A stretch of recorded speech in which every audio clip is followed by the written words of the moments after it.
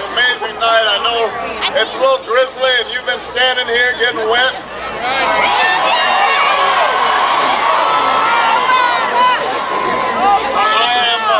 I am so grateful to all of you. I want to thank UNC Charlotte. Thank you guys.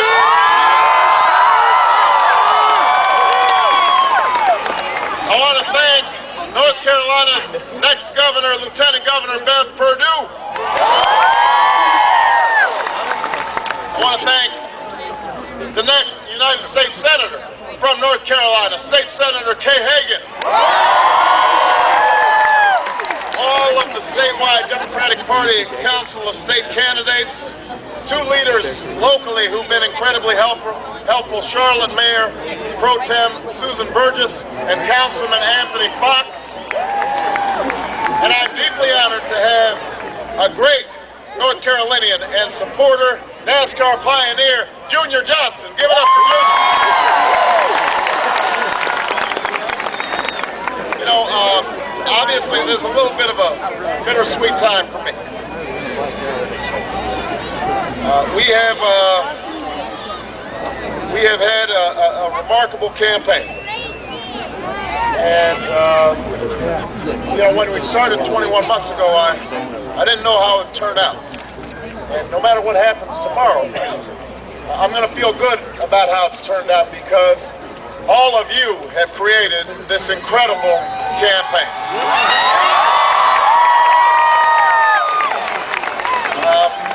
Some of you heard that my grandmother, who helped raise me, passed away early this morning.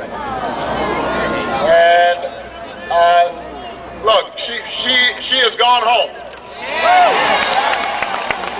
And she died peacefully in her sleep with my sister at her side. And so there's great joy as well as tears. I'm not going to talk about it too long because it's hard to talk about. I want everybody to know, though, a little bit about her. Her name was Madeline Dunham, and she was born in Kansas in a small town in 1922, which means that she lived through the Great Depression. She lived through 2 world wars. She watched her husband go off to war while she looked after a baby and worked on a bomber assembly line. When her husband came back, they benefited from the GI Bill, and they moved west and eventually ended up in Hawaii. And she was somebody who was a very humble person and a very plain-spoken person. She's one of those quiet heroes that we have all across America who, they're not famous, their names aren't in the newspapers, but each and every day they work hard. They look after their families. They sacrifice for their children and their grandchildren. They aren't seeking the limelight. All they try to do is just do the right thing. And in this crowd, there are a lot of quiet heroes like that. Mothers and fathers, grandparents who have worked hard and sacrificed all their lives. And the satisfaction that they get is seeing that their children, and maybe their grandchildren or their great-grandchildren, live a better life than they did. And that's what America's about. That's what we're fighting for. In North Carolina, in just one more day, we have the opportunity to honor all those quiet heroes all across America and all across North Carolina. We can bring change to America to make sure that their work and their sacrifice is honored. That's what we're fighting for. After decades of broken politics in Washington, after 8 years of failed policies from George W. Bush, you don't need to boo, you just need to vote.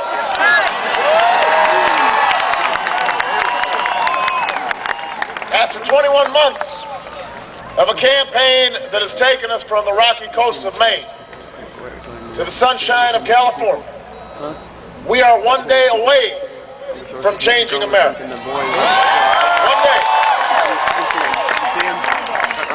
Tomorrow you can turn the page on policies that put the greed and irresponsibility of Wall Street before the hard work and sacrifice of men and women all across Main Street.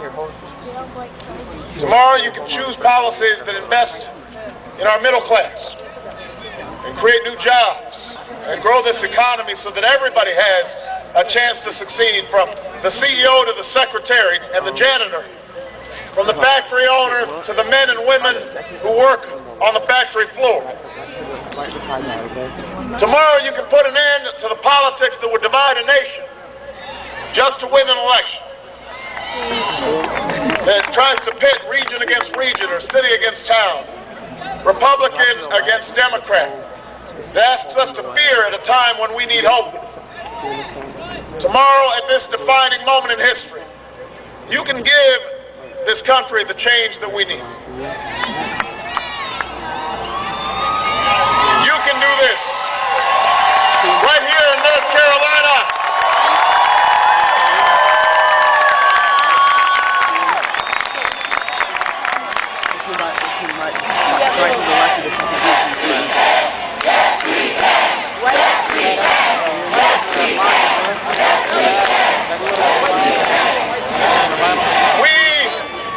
We began this journey in the depths of winter nearly 2 years ago on the steps of the old state capitol in Springfield, Illinois.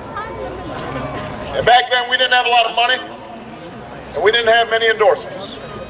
We weren't given much of a chance by the polls or by the pundits. We knew how steep our climb would be. But I also knew that the size of our challenges had outgrown the smallness of our politics. I believe the Democrats and Republicans and Americans of every political stripe, they were hungry for new ideas and new leadership, a new kind of politics, one that favors common sense over ideology. What my grandmother would call just being sensible. One that focuses on those values and ideals that we hold in common as Americans. And most of all, I knew the American people were decent and generous people, willing to work hard and sacrifice for future generations. And I was convinced that when we come together, our voices are more powerful than the most entrenched lobbyists or the most vicious political attacks or the full force of the status quo in Washington that just wants to keep things the way they are. 21 months later, my faith in the American people has been vindicated. That's how we've come so far and come so close because of you. That's how we'll change this country with your help. That's why in these last 24 hours we can't afford to slow down or sit back or let up. Not 1 hour, not 1 minute, not 1 second, not now. Not when we've got so much at stake. We've got an election to win, North Carolina.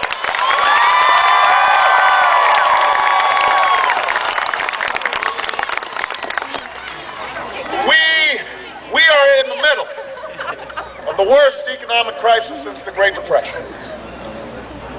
760,000 workers have lost their jobs this year. Businesses and families can't get credit. Home values are falling. Foreclosures are rising. Pensions are disappearing. It's gotten harder and harder to make your mortgage or fill up the gas tank or pay your bills at the end of the month.